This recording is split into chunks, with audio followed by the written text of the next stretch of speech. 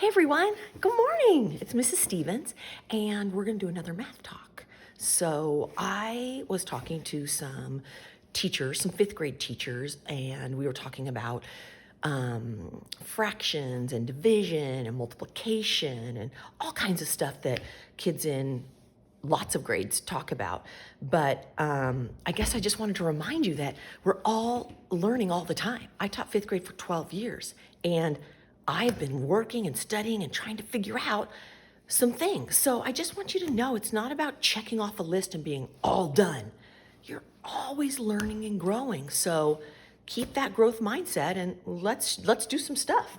So I was outside this morning trying to color a little bit, and it just got really cold. So that's why I'm wearing a puffy jacket in case you're wondering.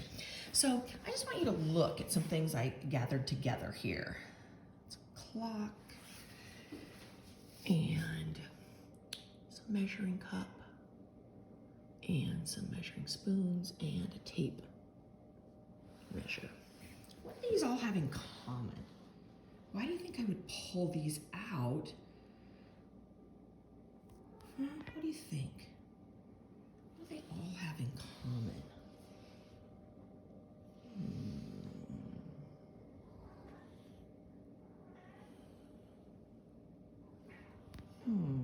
What do you think? Well, I hope you had something to say about measurement. They all measure something, I think. Maybe there's something else you can think of they have in common. Let us know. Put it in your comments.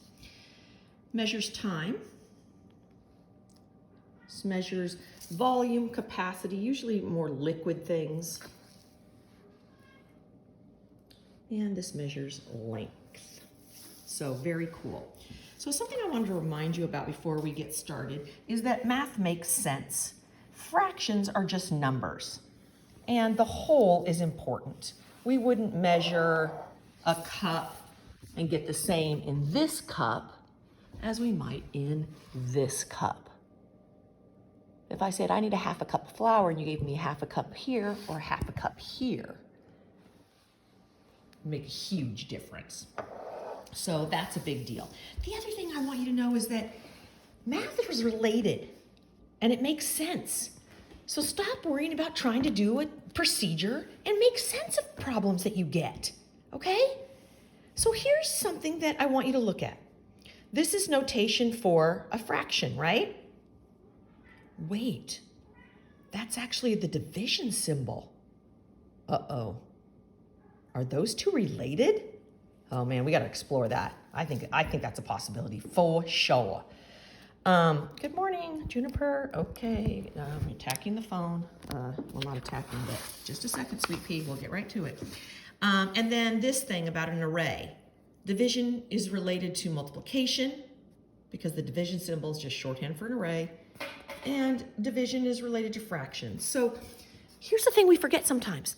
Math is all related and it makes sense. There's not some rando mathematician out there going, let's do this, let's do that. It doesn't work that way. It makes sense. So this is what I want you to think about for a second. I want to focus on the clock here. And I want to think about this as a model for fractions. How could this be a model for fractions? I just want you to think about that. And we're going to use this to divide and multiply fractions. Okay? So here's your task for the next time we meet. Here we go. Can you draw circles? I just used the bottom of my cup and drew a circle.